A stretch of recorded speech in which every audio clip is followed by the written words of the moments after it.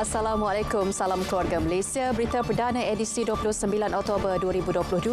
Saya Farhatullah Syati Osman. Juga bersama saya, Ivan Toh. Berikut paparan utama malam ini.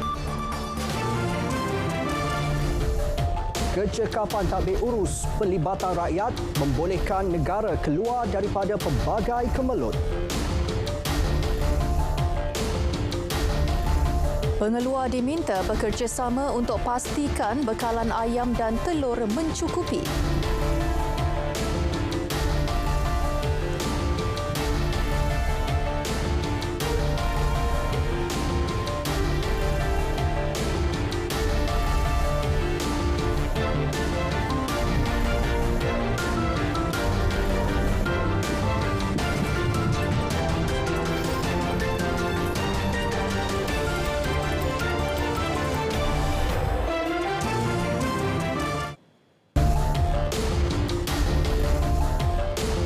Kecekapan tadbir urus kerajaan serta kerjasama keluarga Malaysia membolehkan negara keluar daripada pelbagai kemelut masa pandemik COVID-19 dan krisis geopolitik.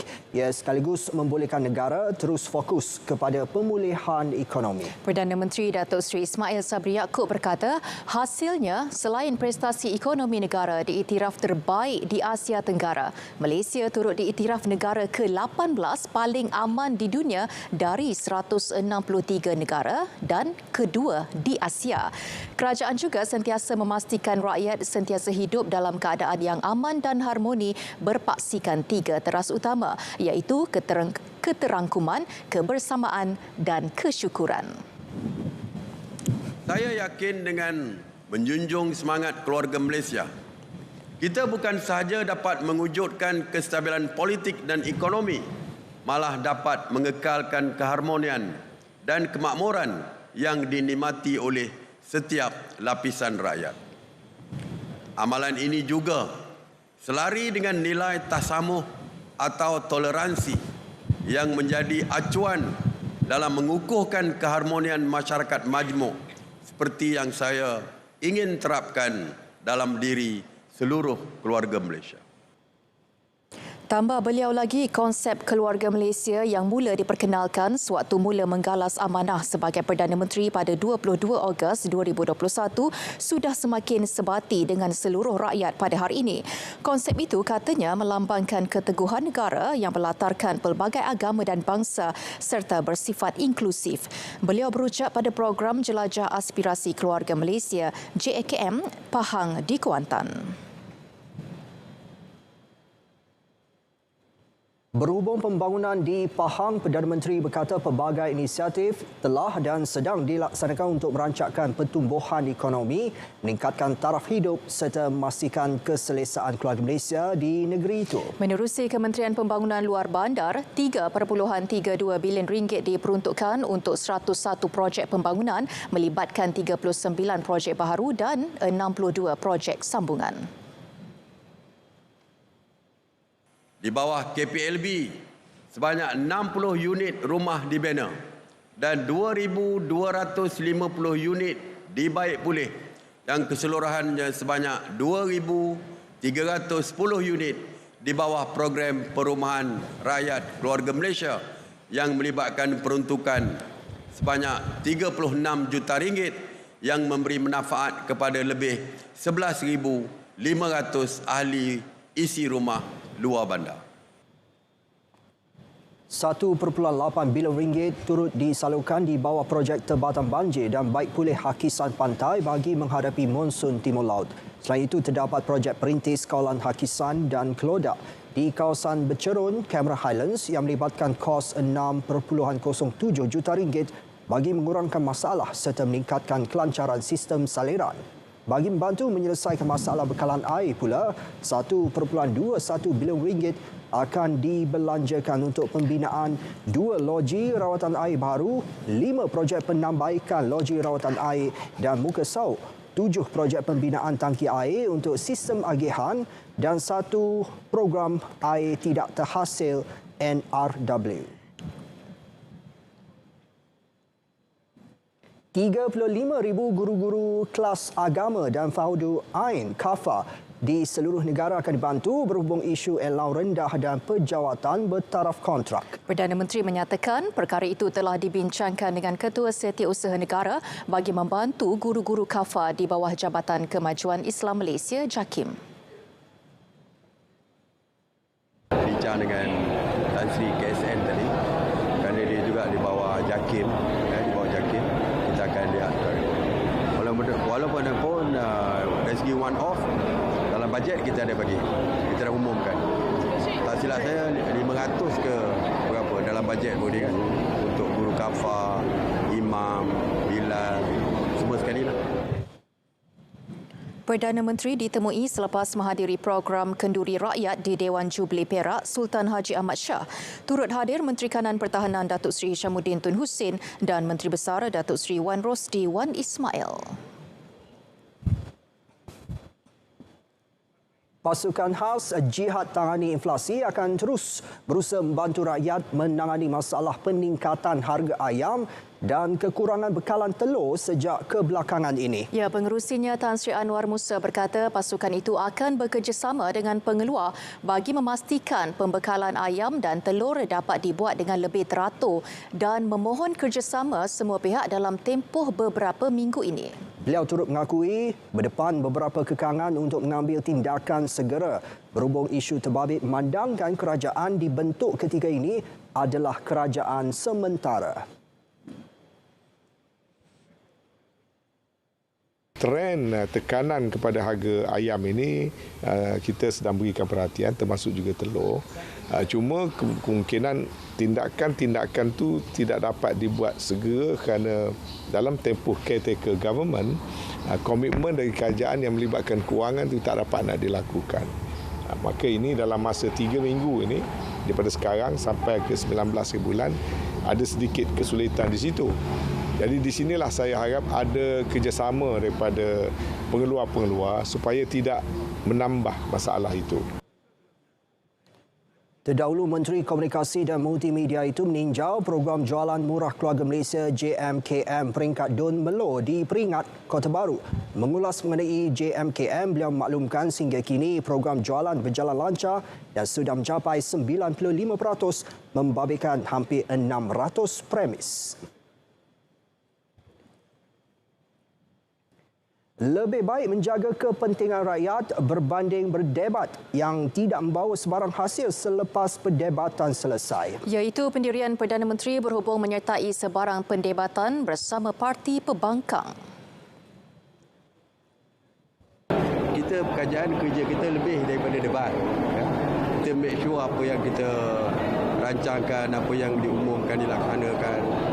Dan kalau timbul masalah dari segi sara hidup meningkat, kerajaan perlu tengok perkara ni untuk mengurangkan bebanan kepada rakyat. Jadi tugas kerajaan tu banyak. Ya, tugas banyak. Dan tugas kita bukan setakat cakap, tapi kita melaksanakan. Tambah beliau, sebelum ini pernah berlangsung beberapa siri pendebatan antara wakil kerajaan dan pembangkang. Bagaimanapun, ia tidak memberi sebarang petanda positif, malah ia hanya semata-mata untuk memuaskan hati penyokong sesebuah parti politik.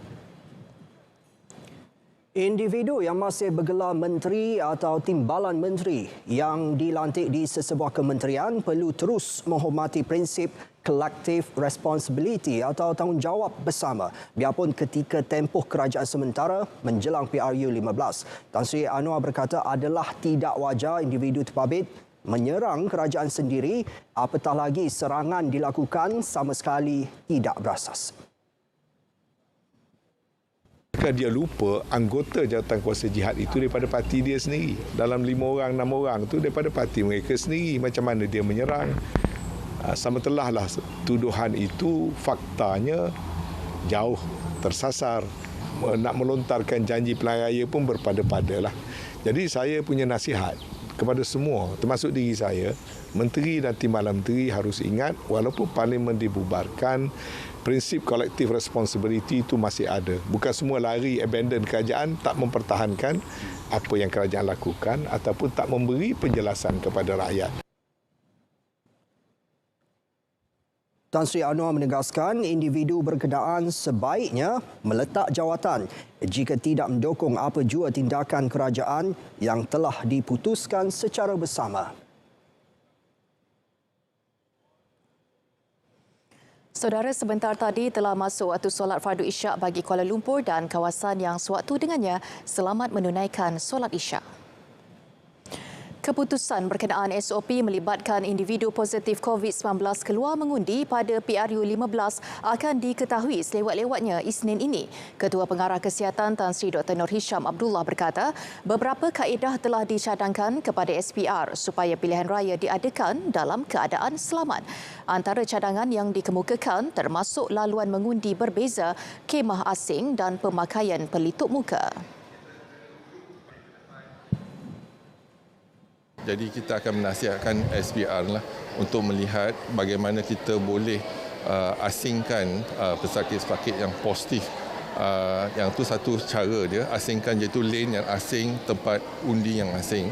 Ataupun satu lagi option ialah kes yang positif akan datang ke khemah Kementerian Kesihatan. Jadi kita kena pastikan mereka telah pun ada pelindung dan sebagainya, baru kita membawa pesakit tersebut ke tempat mengundi. Itu tak payah beratur dan sebagainya. Ini ada dua kaedah yang mesti kita berbincang. Beliau ditemui media selepas merasmikan program Putrajaya Pink October Fun Walk di Putrajaya.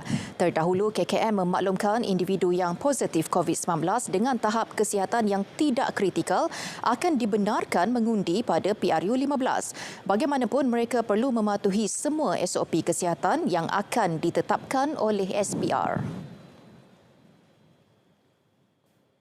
Syarikat penerbangan diminta menambahkan kekerapan penerbangan bersempena Pilihan Raya Umum ke-15 bagi memastikan harga tiket terkawal dan dapat dikurangkan. Ya, Menteri Pengangkutan Datuk Seri Dr. Wee Ka Siong berkata, waktu operasi di lapangan terbang juga boleh dilanjutkan sehingga tengah malam sepanjang musim pilihan raya. Syarikat penerbangan perlu berlaku adil kepada pembeli terutama mahasiswa yang kebanyakannya memilih membeli pada harga murah.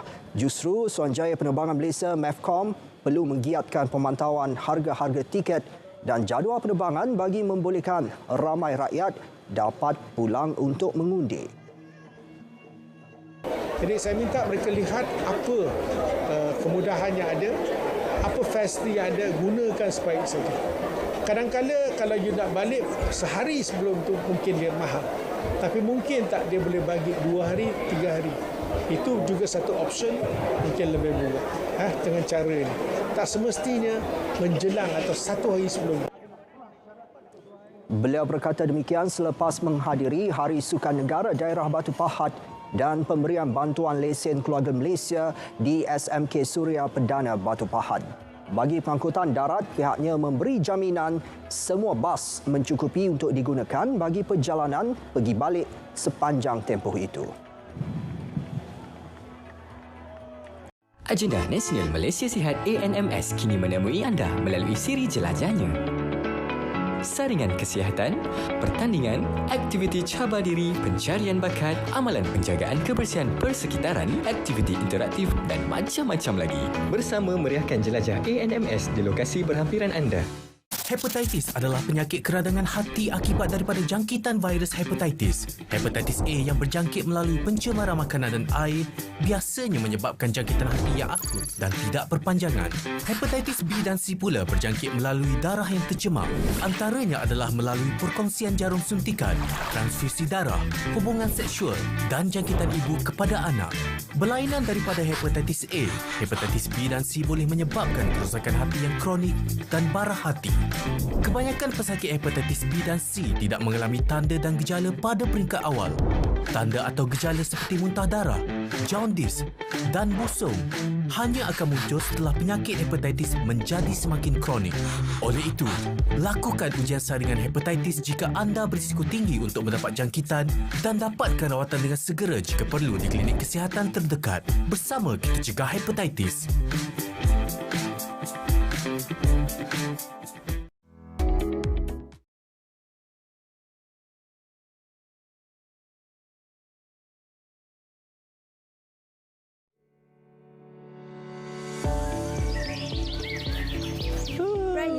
cepat. Bas sekolah nak sampai dah. Jangan lupa bawa botol air tu. Baik, Ibu. Belajar elok ya, Brian. Mestilah. Adik-adik ada bawa botol air kosong ke sekolah juga macam Ryan tadi? Adik-adik kena bawa air kosong tahu pergi sekolah. Banyak kebaikan minum air kosong ni. Antaranya, membantu murid lebih fokus dengan pelajaran, kekal terhidrat, membantu sistem pencernaan dan perkumuhan, mengelak dari mengantuk di dalam kelas. Antara waktu yang sesuai untuk minum air semasa di sekolah adalah sebelum kelas bermula, semasa rehat, sebelum dan selepas aktiviti sukan dan sebelum balik ke rumah. Pastikan adik-adik bawa air kosong ke sekolah ya.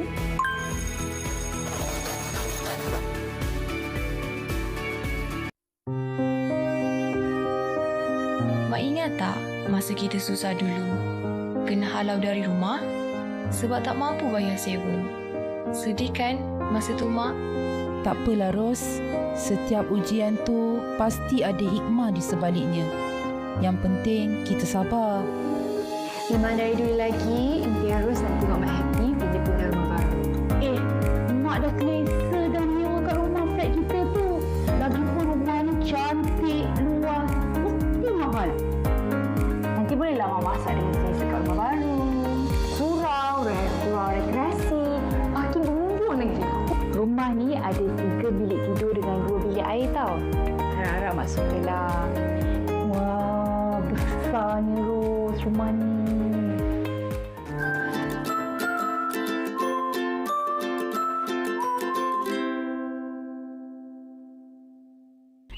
Ada mesej masuk? Oh, Rodong kau ngajak ke jelajah eksplorasi keluarga Malaysia Pahang. Jualan keluarga Malaysia anda, jualan AKS anda, padu. Cita rasa keluarga Malaysia anda, jemput makan. Pameran kementerian dan karnival kejayaan anda, sukan rakyat pun anda. 28 hingga 30 Oktober, 9 pagi hingga 9 malam. Di Pusat Konvensyen Antarabangsa Sultan Ahmad Shah dan Perkarakan Stadium Darul Mahmud Kuantan. Mau kita.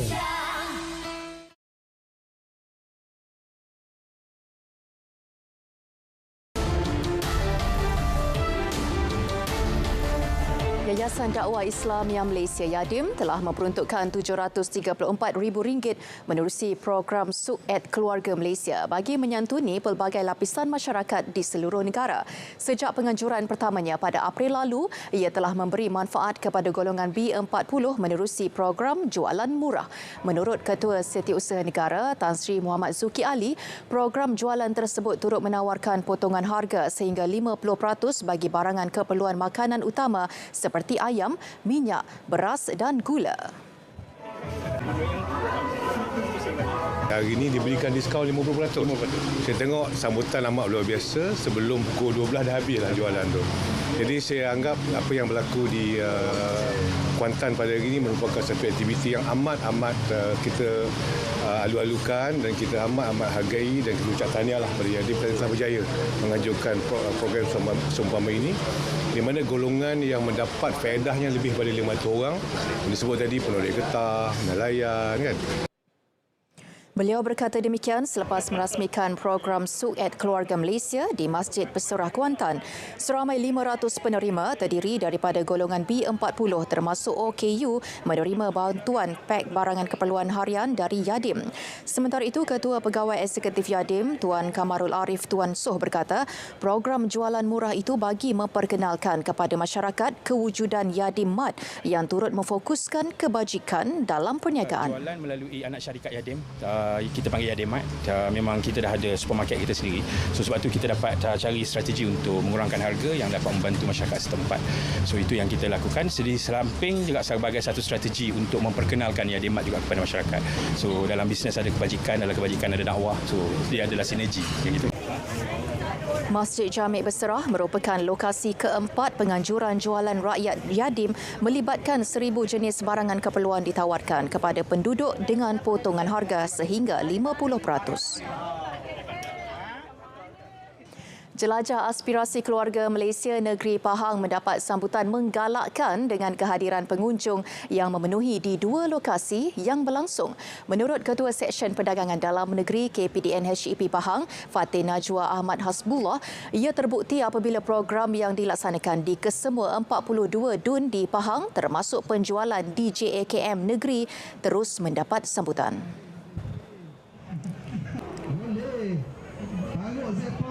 Jualan Murah Keluarga Malaysia sempena Jelajah Aspirasi Keluarga Malaysia ini dilaksanakan dari 28 Oktober sampai 30 Oktober Ahad. Kita membuat jualan murah sehingga lebih daripada 20% untuk barang keperluan asas harian lah, macam ayam, telur, minyak masak, tepung, gula, beras. Untuk sebenarnya kita nak sasarkan untuk golongan berpendapatan rendah lah, untuk menangani kos sara hidup yang agak tinggi sekarang ni ya.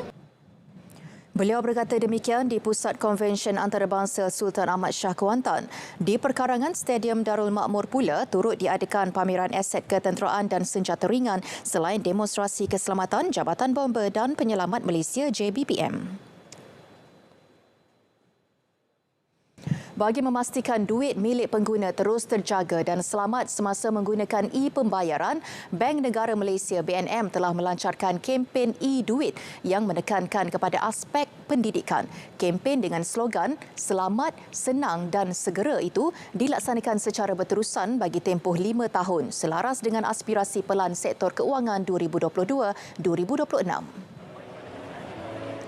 Menurut Timbalan Kabinet BNM, Datuk Abdul Rashid Ghafur, pihaknya komited untuk terus memacu penggunaan sistem e-pembayaran dengan menyasarkan purata kadar peningkatan tahunan melebihi 15% bagi tempoh 5 tahun akan datang.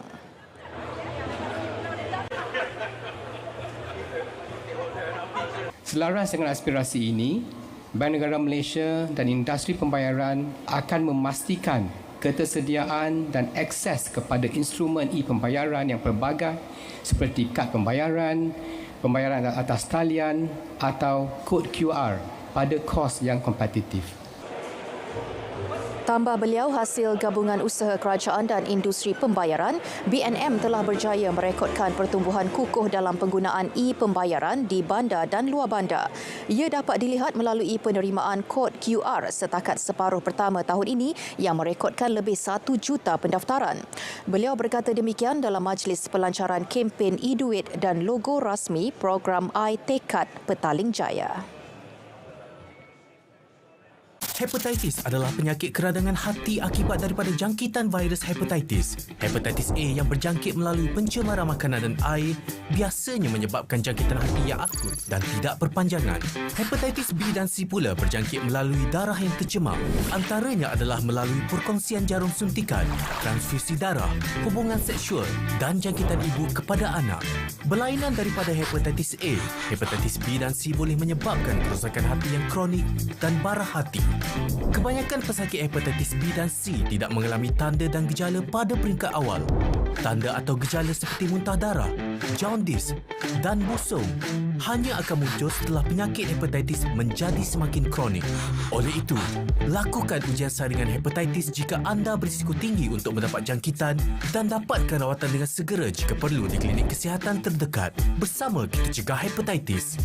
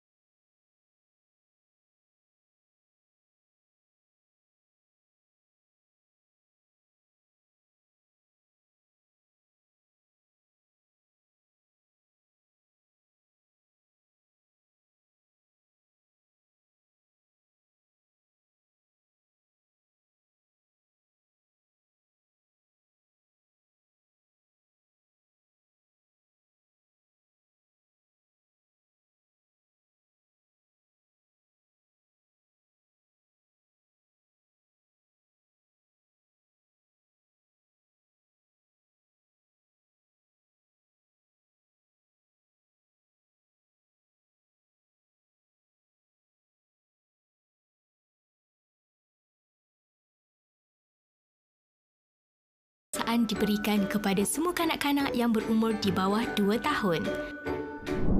Bayi akan menerima suntikan BCG dan hepatitis B sejurus selepas kelahiran.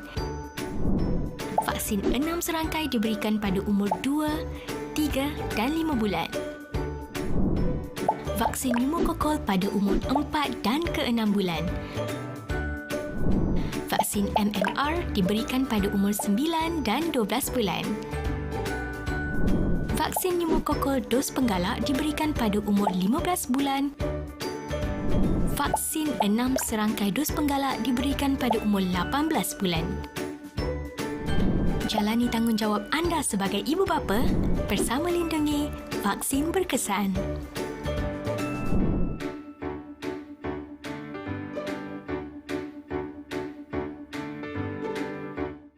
Now we are about to unwrap this whole thing, so let's have a chat. You have to understand everybody has their own responsibility. I think the millennials are a generation of idealists. It's actually really cool. I feel quite proud, like a proud mama. I'm a proud mama. Terima kasih kerana menonton World Conti bukan sembang biasa. Sebab kata orang there's no lack of opportunities. Kita sentiasa bersedia baik untuk segala bantuan. Dan situlah kita rasa lepas ni kalau boleh buat lagi dan kita akan teruskan buat. Jika anda mendapati wujudnya salah laku oleh peniaga, salurkan aduan menerusi tindakan berikut. Melayari portal dan email kepada iaduan@kpdnhtp.gov.my. Menghubungi talian 1-800-886-800. Menggunakan aplikasi telefon pintar Easy Adu. Berhubung menerusi talian WhatsApp berikut. Atau anda boleh juga menghubungi operasi bilik gerakan di talian tertera.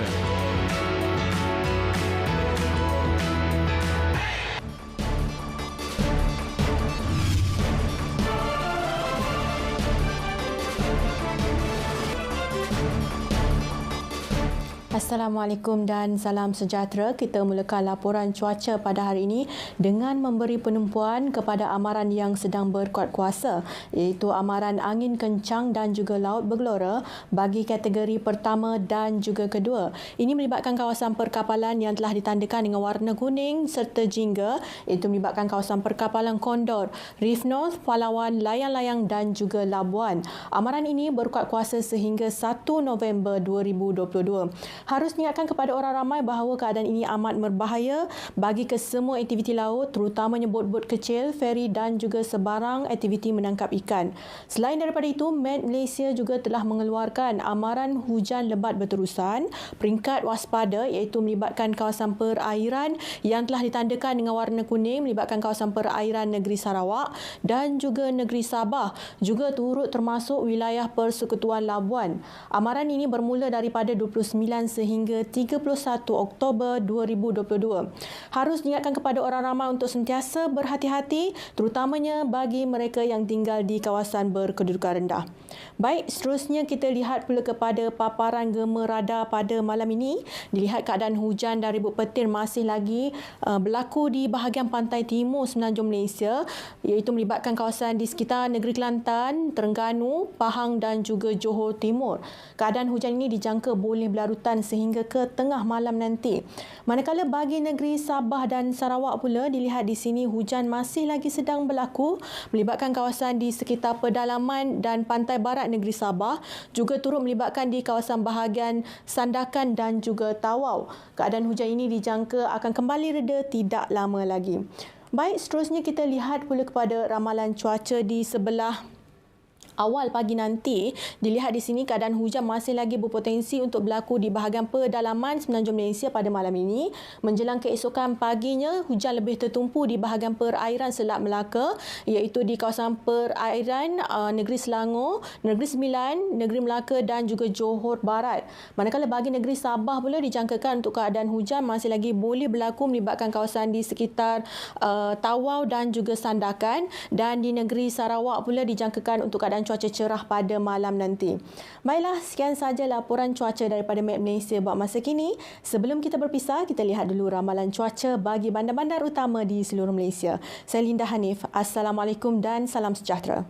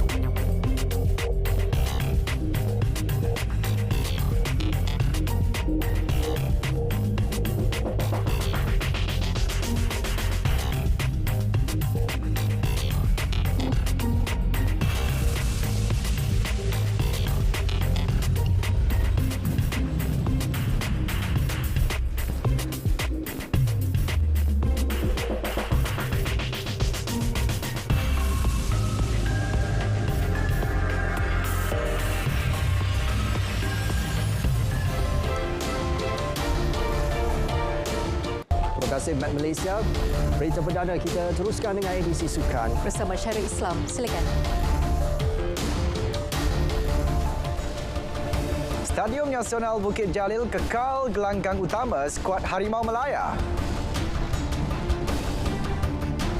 The Pocket Rocketman kembali ke trek seawal bulan depan.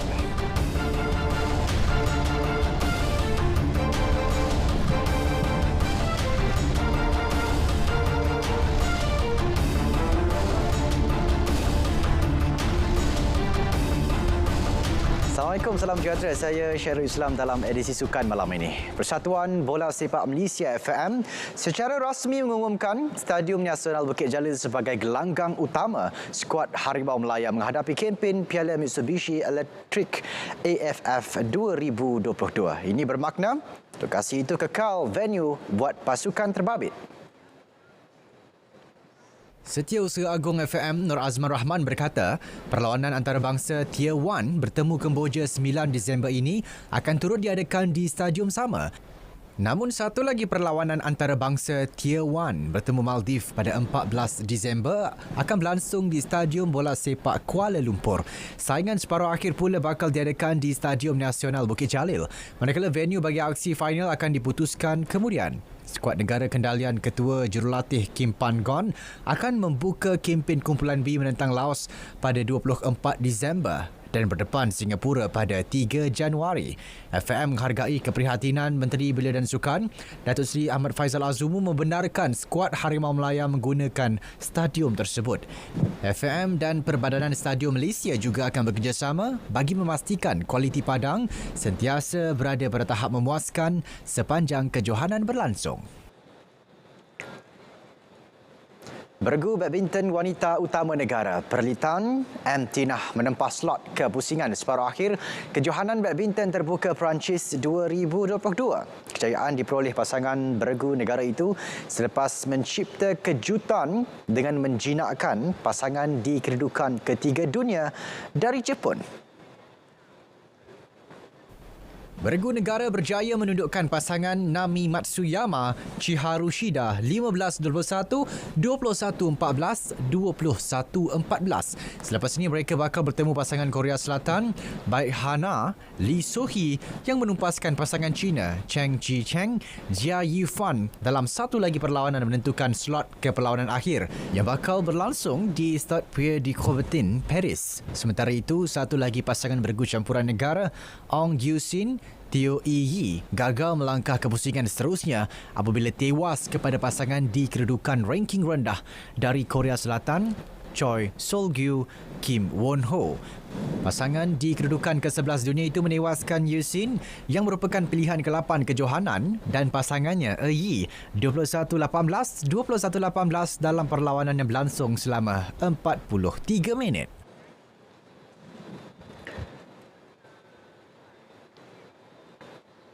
Saudara, selepas 6 bulan berehat susulan pembedahan jantung April lalu, pelumba basikal trek nombor 1 negara, Azizul Hasni Awang bakal kembali beraksi. The Pocket Rocketman dijadual kembali ke trek seawal bulan depan. Dalam ciapan di Twitter, beliau memaklumkan ada menerima undangan daripada Kesatuan Berbasikal Antarabangsa UCI bagi menyertai Liga Kejuaraan Trek musim ini. Kejohanan terbabit bakal bermula bulan hadapan. Dalam ciapan sama, beliau turut berkongsi rasa teruja untuk berkayuh semula dalam usaha mengembalikan prestasi ke tahap terbaik menjelang Sukan Asia Guangzhou dan Olimpik Paris. Dalam kejohanan itu nanti, Azizul dijangka berentap dengan 17 lagi pelumba terkenal dunia, antaranya Matthew Richardson dari Australia, Isau dari India dan Ryan Hilal dari Perancis. Kejohanan itu dijadualkan bermula di Mallorca, diikuti Berlin, Saint Quentin and Yvelines dan London. 25 pingat termasuk 10 emas disasar kontingen Perlis untuk Tamasya Sukan Para Sukma ke-20 yang akan berlangsung di Ibu Negara pada 1 hingga 6 November ini. Menurut penolong pengarah Jabatan Belia dan Sukan Negeri Muhammad Hanafi Abdul Rahman, pingat dijangka diperoleh menerusi beberapa sukan pilihan. Antara sukan yang diramal mampu memberi pingat kepada kontingen itu ialah pimpong, bowling padang, angkat berat, badminton dan olahraga. Bagi edisi kali ini, seramai 42 atlet bakal mengalas cabaran mencapai sasaran ditetapkan dengan dibantu 21 pegawai. Sebelum ni kita 13 emas di Perak dan kali ini berkurang kerana atlet kita tidak sebanyak seperti di Perak lah. So kita kurangkan sasaran, tapi kita target lebih sebenarnya. Cuma 10 itu kita punya kita punya sasaran awal lah. So kita target lebih daripada 3. Bagi menghargai pencapaian setiap atlet yang bakal bertanding nanti, kerajaan negeri turut menyediakan insentif berjumlah RM40,000 untuk atlet yang bawa pulang pingat. Hanafi ditemui pada majlis penyerahan bendera kontingen Para Sukma Perlis di Kompleks Belia dan Sukan Negeri. Kejohanan Hoki Piala Sultan Johor SOJC edisi ke-10 melabuhkan tirainya hari ini. Skuad hoki bawah 20 tahun kebangsaan terpaksa berpuas hati dengan kedudukan ke-6 selepas merekodkan beberapa siri aksi hambar sepanjang kejohanan. Perlawanan terakhir di Stadium Hoki Taman Daya petang tadi menyaksikan skuad negara dan Afrika Selatan terpaksa beraksi dalam keadaan cuaca panas. Awal permainan memperlihat aksi seimbang kedua-dua pasukan sebelum Afrika Selatan membuka tirai gol pada suku pertama menerusi Neil Rods. Malaysia berjaya mengikat semula kedudukan hasil pukulan sudut penalti disudahkan Muhammad Amirul Hanif Mamat seminit kemudian. Kecuaian barisan pertahanan muda negara dihukum melalui jaringan padang Hans Nittling pada minit ke-25. Neil Rods sekali lagi mencetak nama selaku penjaring menerusi penalti strok pada minit ke-36. Cubaan Malaysia mengurangkan defisit gol akhirnya tiba pada minit ke-56 melalui pukulan sudut penalti disudahkan Muhammad Zulhanif Sahran. Saingan berakhir dengan kekalahan skuad negara 2-3. Kempen Malaysia pada edisi kali ini hambar apabila tewas 4 perlawanan berturut-turut sebelum mencatat keputusan seri 2-2 dengan Jepun pada peringkat kumpulan. Sejurus tamat kempen, semua pemain diberi rehat setengah bulan. Selepas bercuti, mereka akan bersaing dalam pemilihan terbuka menghadapi kejohanan Piala Dunia Hoki Remaja di Kuala Lumpur yang berlangsung Disember tahun depan. Ketua Jurulatih Skuad Hoki bawah 20 tahun kebangsaan, Muhammad Amin Rahim berkata, pemilihan dibuat bagi senarai 25 hingga 30 pemain. Menurutnya terdapat lebih 40 pemain yang layak diserap ke dalam skuad muda negara ketika ini. So kita akan buat main game antara kita dan daripada sana kita nak lihatlah pemain yang untuk saya senang. Kriteria pemilihan saya ada lebih kepada attitude diorang, karakter diorang daripada it's not about hoki. Hoki diorang semua boleh main hoki. So it's about karakter, behavior di atas padang, dia punya semangat dan dia punya disiplin untuk mengikut arahan. Itu yang antara benda-benda yang saya akan lihatlah sebab hoki sekarang is everyone can play hoki. Tim South Africa pun boleh main hoki, tapi how much kemahuan dia orang nak menang game tu lah. Beberapa kriteria akan diambil kira sebelum pemain diserap ke dalam pasukan. Hanya 2 pemain terlibat SOJC yang digugurkan untuk kepemilihan itu kerana melepasi had usia.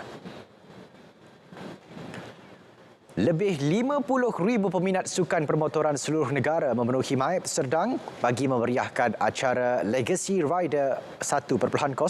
Bukan sekadar perhimpunan permotoran, program yang julung kali diadakan itu turut menawarkan pelbagai aktiviti menarik buat pengunjung.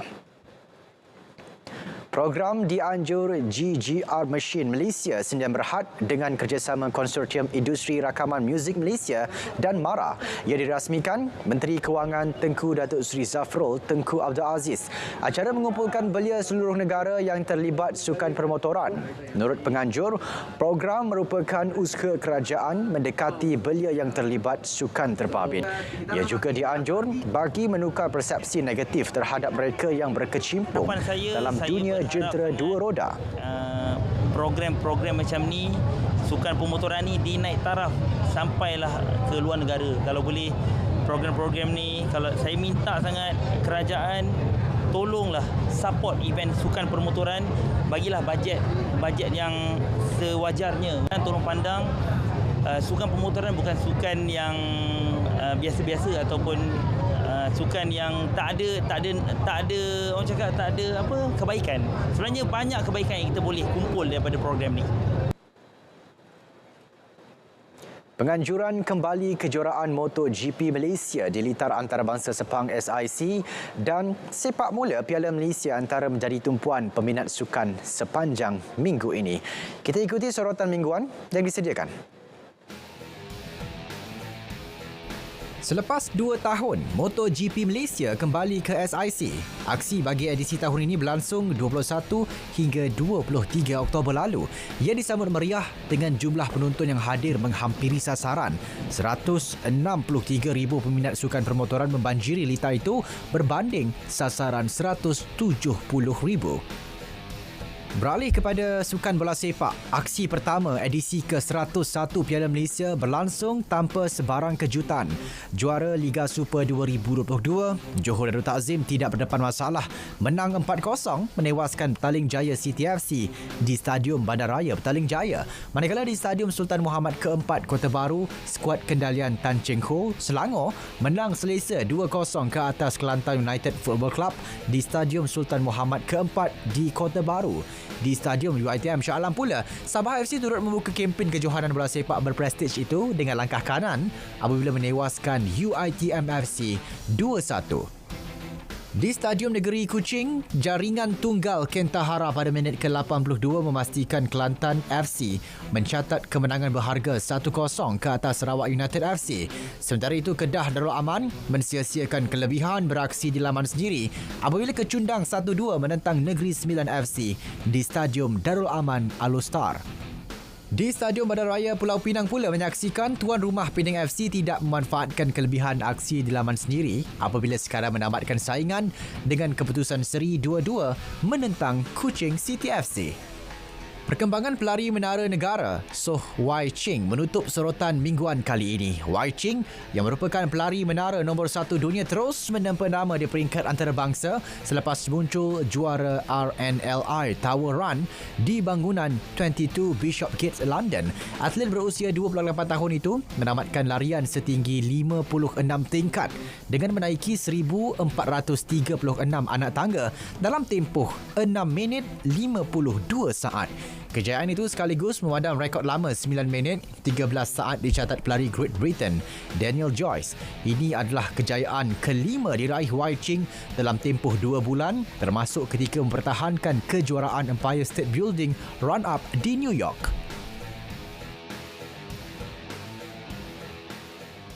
Sorotan mingguan itu tadi menutup edisi Sukan 29 Oktober 2022. Saya Syairul Islam. Assalamualaikum. Salam sukan untuk semua.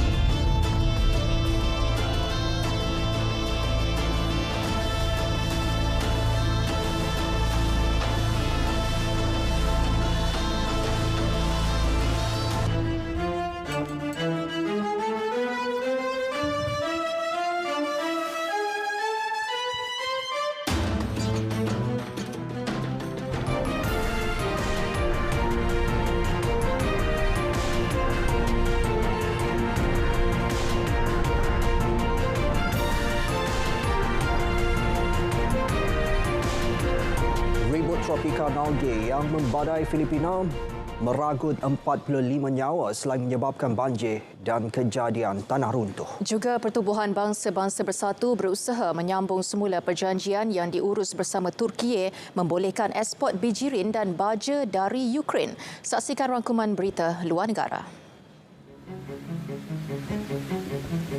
Angka maut akibat ribut tropika Nauge pada mulanya dilaporkan 72 orang, bagaimanapun setelah disemak semula ia berkurangan kepada 45 orang yang majoritinya maut ketika tanah runtuh. Sekurang-kurangnya 18 lagi masih hilang. Nauge merupakan taufan ke-16 yang melanda Filipina tahun ini. Ia melanda Catanduanes, sebuah wilayah pulau di Bicol pada pagi Sabtu.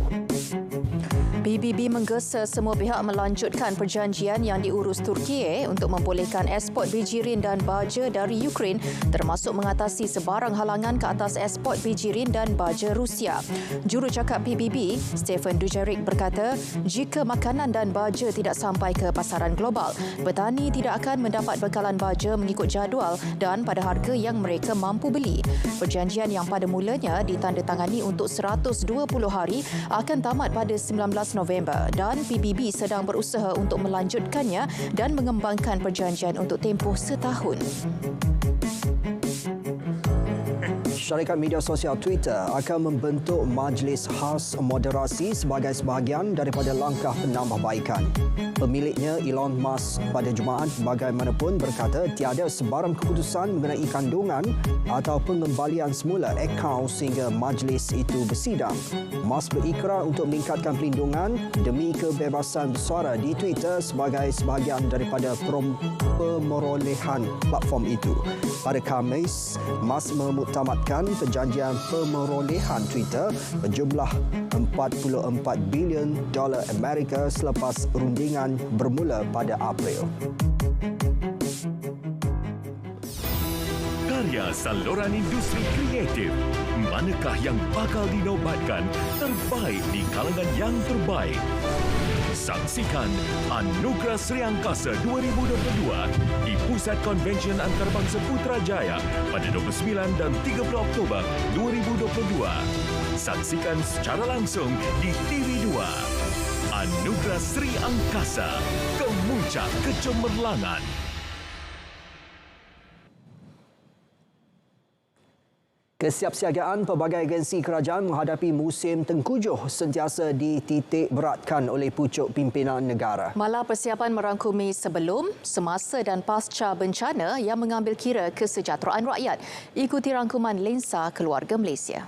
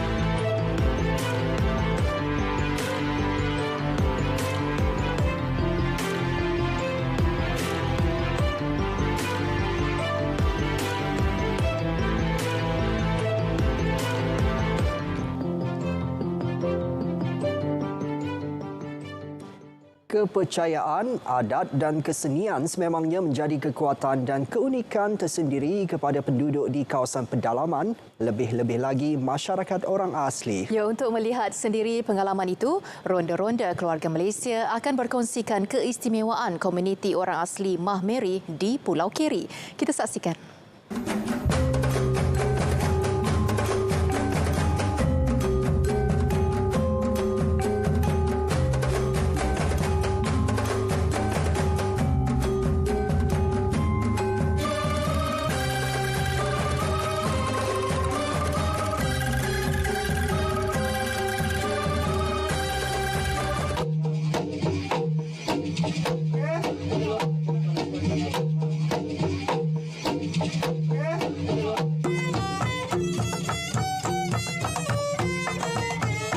Mereka adalah orang asli yang sudah didiami negara ini sejak berabad lamanya. Keunikan masyarakatnya tidak pernah diketepikan. Malah sentiasa diangkat dan menjadi kebanggaan negara untuk ditonjolkan kepada dunia luar. Mah Meri bermaksud orang hutan, sementara dalam istilah Bawa, Mah Meri disebut bersisik. Mereka juga dikenali sebagai orang laut kerana tinggal berhampiran laut dan bekerja sebagai nelayan. Mereka dipercayai berhijrah dari pulau ke pulau di selatan Johor ke pantai negeri Selangor kerana lari dari musuh. Kini, masyarakat Mah Meri telah mengalami perubahan dari segi pemikiran dan pembangunan hasil daripada percampuran dengan masyarakat lain.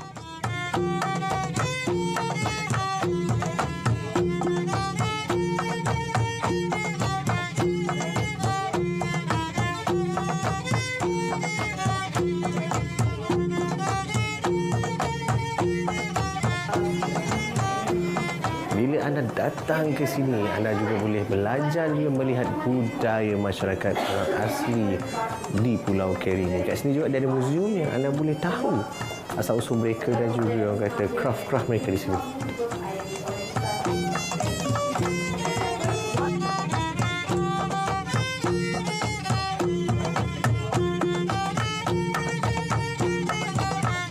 Kehalusan seni ukiran kayu keras daripada kayu balak yang dipotong menzahirkan pelbagai arca unik. Tidak hairanlah jika hasil karya mereka berjaya diangkat hingga ke peringkat antarabangsa. Juru ukir yang berada di pondok juga sentiasa bersedia memberikan penerangan berkenaan maksud arca seperti kepercayaan masyarakat setempat sebagai tujuan perubatan. Malah, arca dihasilkan juga dijual kepada tetamu. Ternyata bertandang ke perkampungan budaya Mah Meri sungguh menarik dan berbaloi. Bukan itu saja, anda juga berpeluang merasai sendiri pengalaman adat sebelum majlis perkahwinan. Seperti yang anda lihat sendiri keunikannya, pasangan akan ditanya oleh wakil masyarakat mengenai status mereka.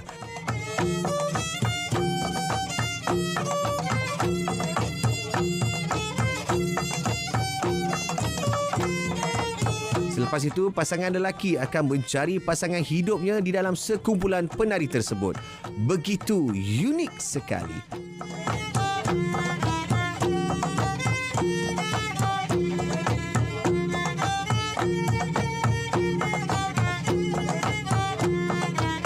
Teruskan kesetiaan anda bersama Ronda-Ronda Keluarga Malaysia hanya di RTM.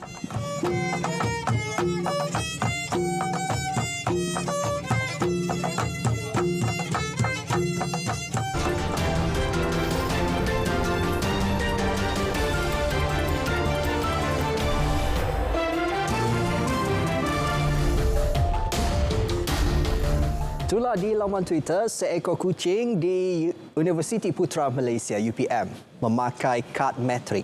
Ya, dan juga kisah seorang lelaki yang memulangkan buku tebal yang dipinjam datuknya walaupun telah lewat selama 84 tahun. Perinciannya kita saksikan dalam hashtag. Kami kongsikan dulu gelagat seorang abang kurir menari dalam CCTV semasa menghantar barang pelanggannya mencuit hati ramai. Menerusi video tersebut, kelihatan seorang lelaki sedang menghantar barang di rumah pelanggannya. Sebaik saja melihat CCTV yang berada di luar, pemuda tersebut terus mengangkat barang menandakan dia ingin menghantarnya. Lebih melucukan lagi, dia menari dengan pelbagai jenis tarian. Tular di laman Twitter, seekor kucing di Universiti Putra Malaysia memakai kad matriks. Menerusi perkongsian tersebut, kelihatan seorang pemuda menunjukkan seekor kucing yang berada di UPM. Apa yang lebih menarik perhatian, kucing tersebut memakai kad matriks dengan tertera nama Pak Tam serta jurusan yang diambil si comel itu. Kaki tangan perpustakaan terkejut apabila seorang lelaki bertindak mengulangkan sebuah buku tebal yang dipinjam datuknya walaupun telah lewat selama 84 tahun dan 2 minggu. Menurut Daily Mail, Paddy Riordan juga telah menemui buku tersebut dari barangan tinggalan datuknya sebelum memutuskan untuk memulangkan semula. Paddy dilaporkan terpaksa membayar RM100 sebagai denda. Buku bertajuk Red Deer hasil karya Richard Jeffries itu sepatutnya dipulangkan pada 11 Oktober 1938.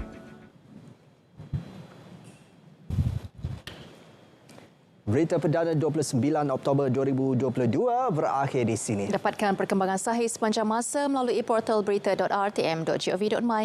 Dengan itu, Assalamualaikum. Salam keluarga Malaysia.